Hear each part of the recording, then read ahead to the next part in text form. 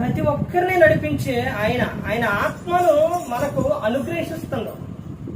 అంటే మనకు ఇస్తుండు. సత్యస్వరూపి ఆత్మ మీకు అనుగ్రహిస్తుండు. ఆయన మీలో ఉండి మీ వెంటే ఉండి మిమ్ములను నడిపిస్తూ ఉంటాడు అనమాట.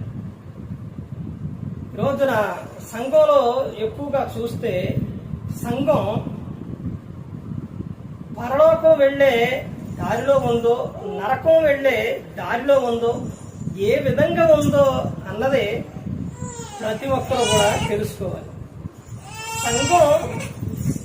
సంఘంలో గర్వం అనేది ఉంటే పరలోకం చేరండి.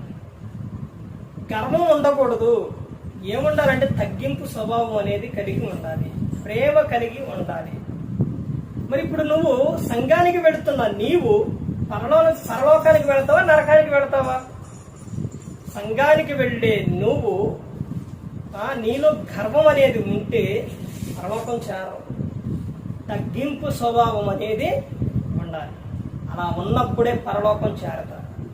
నువ్వు ఏ దారిలో ఉన్నావు, ఏ బాటలో ఉన్నావో నువ్వు పరీక్షించుకో. ఈ రోజున ఎవరు నశించే నరకానికి వెళ్ళిపోకూడదు.